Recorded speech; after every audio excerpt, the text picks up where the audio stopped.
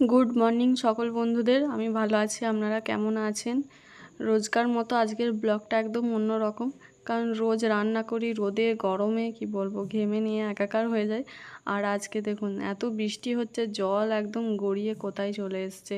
যা হোক করে ভাতটা চাপিয়েছি, আমাদের জ্বালন যেগুলো ছিল সব ভিজে গেছে।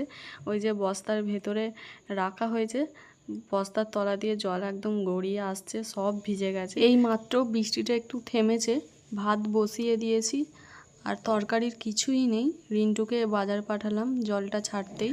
আজকে এই জ্বালনগুলো দিয়ে রান্না করছি। বাদাম গাছের গোড়াগুলো এগুলো বেশ জলে একটা দুটো করে উনুনে দিয়ে দিলেই ধরে যায়।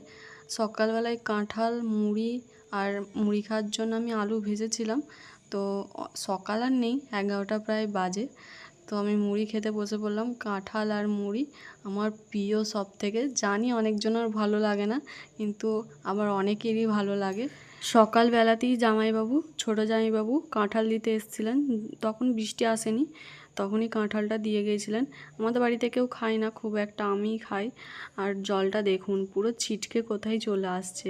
বৃষ্টিটা যাই হোক একটু ছেড়েছিল, আবার চলে এলো। রিন্টু এখনও বাজার নিয়ে সকালবেলা সব কাজকর্ম হলো, সেই যে 8টা থেকে বৃষ্টি নেমেছে, এখনও কন্টিনিউ হয়েই যাচ্ছে বৃষ্টি। মাঝে একবার থেমেছিল। রিন্টুকে বাজার পাঠালাম, বাজারের কিচ্ছু নেই, কি রান্না বান্না হবে, আর রান্না চাপাতেও আজকে দেরি হয়ে গেল। বৃষ্টিটা একটু থেমেছিল, ওকে বাজার পাঠালাম রিন্টুকে, ব্যাস আবার বৃষ্টি শুরু হয়ে গেল। ও বাজার থেকে এখনও ফেরেনি। আর আমার ভাত হয়ে গেছে, যা হোক করে ভাতটা করলাম। এবার নয় তরকারিগুলো গ্যাসে করে নিতাম, কিন্তু এখনও আসেনি। আর বৃষ্টিটা এত জোরে বৃষ্টি হচ্ছে, কি বলবো, হয়তো আওয়াজ শুনতে পাচ্ছেন। আমি তো অ্যাডভেস্টারের ঘরে আসি, আওয়াজটা হয়তো শুনতে পাচ্ছেন আপনারা। আর ঘরে আমাদের জল পড়ে কি অবস্থা, নিচে ঘরটা, ওপর ঘরের ঢালাইরা ঘরে জল পড়ে না, কিন্তু নিচে ঘরটা অ্যাডভেস্টারের, অনেক জায়গায় অ্যাডভেস্টার ফেটে গেছে। আর এই যে এত জল পড়েছে ঘরে, কি বলবো, দাঁড়ান দেখায়। ওই দেখুন জল কেমন গড়িয়ে আসছে জানলাটা দিয়ে। এখানে একটা হাঁড়ি পেতে দিয়েছি, ঘরে যা ছিল সব পেতে দিয়েছি। এখানে এখানে জল পড়ছে। আর এখানে দেখুন এত জল পড়েছে, বৃষ্টির জল, তো একটা বালতি ভর্তি হয়ে গেছে।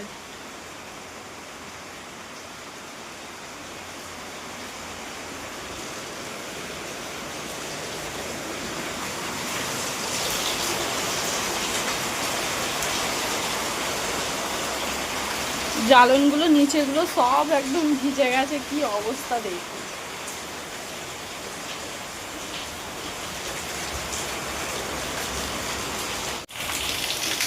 ওই জমিগুলো সব একদম জলে ভর্তি হয়ে গেছে দেখুন। আমাদের বাড়ির পাশে যে জমিগুলো আছে সব একদম জলে একদম সাদা হয়ে আছে। বাদাম ওবরানো হয়নি, বাদামগুলো সব ডুবে গেছে, আর জমি একদম ভর্তি হয়ে গেছে। কালকে বিকেল 5টা থেকে বৃষ্টি শুরু হয়েছে, তো থেমেছে 8টার সময়।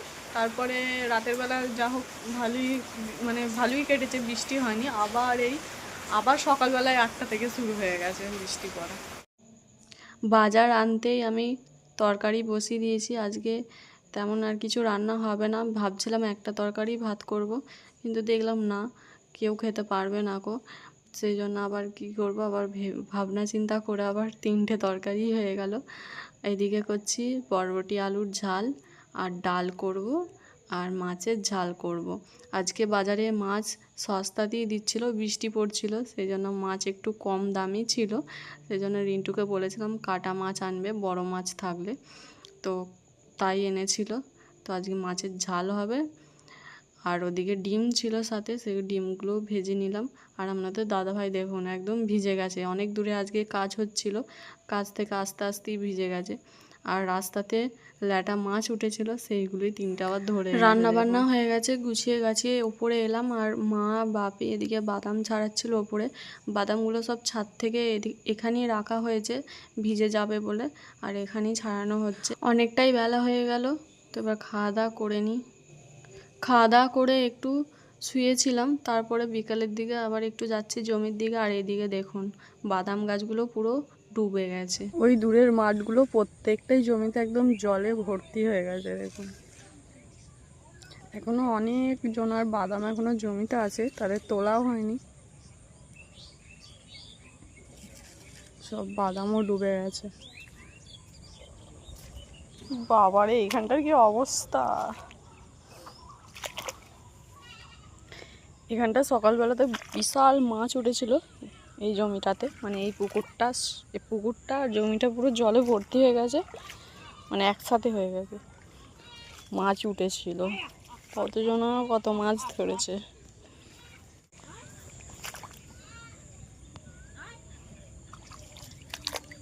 এবার জল পেরিয়ে কাদা পেরিয়ে এবার আমাদের মাঠে যেতে হবে। আসছেন স্যার এখন। ওই জালটা তুলে দেখো না মাছ পড়েছে নাকি। কাদের জাল ওটা, কারা দিয়েছে? পড়েনি, পড়েছে। সকালবেলা কত কই মাছ উঠেছিল জানো? সকালবেলা বলছি, হ্যাঁ ভোরের দিকে, কালকে যে বিকালে বৃষ্টি হলো তখন এই জমিটাতে প্রচুর কই মাছ উঠেছে, অনেকজনও ধরে নিয়ে গেছে। দেখো কোথায় জল উঠে গেছে পুকুরটা। এবার জমি চাষ কি করে হবে, সব জল উঠে যাবে জমিতে। কোথায় জল চলে এসছে দেখো। জল হবে না, তো বৃষ্টি হচ্ছে এখনো তো অনেক বৃষ্টি বাকি, তাহলে আবার সমান করে দিয়ে যাবে। পুরো সমান। চিংড়ির বীজ ফুটবে তো,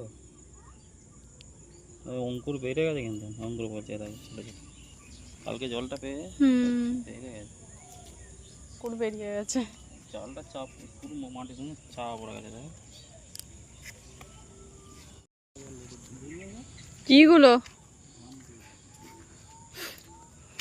ভূতটা জলেতে কি অবস্থা হয়ে গেছে ভূতের।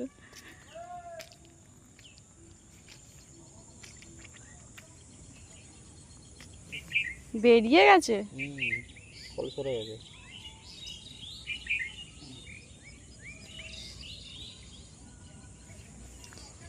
এত জল হয়েছে জমিটাই একদম জলে ভর্তি হয়ে গেছে, বালি মাটি বলে তাই পা দেওয়া যাচ্ছে, এখনো জুতো পরে আসা যাচ্ছে। কত আবার বাদাম গাছ বেরিয়েছে দেখুন, আর যে জল হয়েছে সব বাদামগুলো কল ফুটে গেছে, কত কল ফুটে গেছে বাদামে। সকালবেলা থেকে প্রচণ্ড বৃষ্টি হচ্ছিল, বাইরে বেরোতেই পারিনি। বিকালের দিকে একটু বেরোলাম, বিকালের দিকেই বৃষ্টিটা একটু থেমেছে, তো সেই জন্য ভাবলাম যে যাই একটু বাইরের দিকে। এখনও মেঘ মেঘ করে আছে, জানি না রাতের বেলা আবার কি হবে, বৃষ্টি হবে নাকি। যা পরিমাণে বৃষ্টি হচ্ছে জমিতে সবার জল দাঁড়িয়ে গেছে, কি করে আর চাষ হবে জানি না। আমাদের পুকুরটা তো একদম ভর্তি হয়ে গেছে, আর দুদিন যদি এরকম জল হয় ব্যাস জল উঠে যাবে জমিতে। আর নেই, ওই দেখো ওই সামনেটাই আছে, জমা হয়ে গেছে, গড়িয়ে এসছে জলের সাথে সব চলে এসছে। ওই দেখো ওই দিকটার ইয়েটা ভেঙে গেছে, যে বাঁধ দিয়েছিল সেটাই ভেঙে গেছে, এক জায়গায় সব জড়ো হয়ে গেছে। দেখো এই দেখো ধানগুলো, এই বাদামগুলো সকালবেলা উবড়েছে, মানে বৃষ্টি আসার আগে উবড়েছিল এই বাদামগুলো সব। এরকম বাদামগুলো ওপর দিকে রেখে দিয়েছে যাতে না বাদামগুলো জল পায়।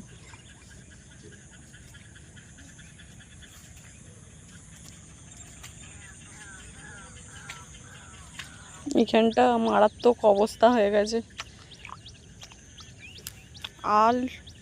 আলের ওপর দিয়ে জল বইছে। এখানটা আল আছে মনে হয়।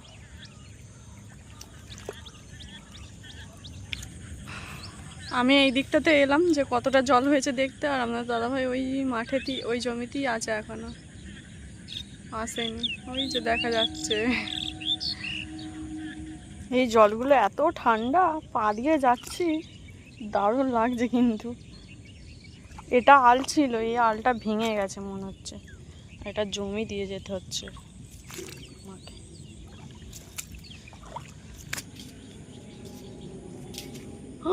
এখানটার অবস্থা শুধু একবার দেখো, কাঁচার খেয়ে এমন পড়বে, দেখে এসো, পা পিছলে গেলেই যাবে, কাঁথায় ভর্তি।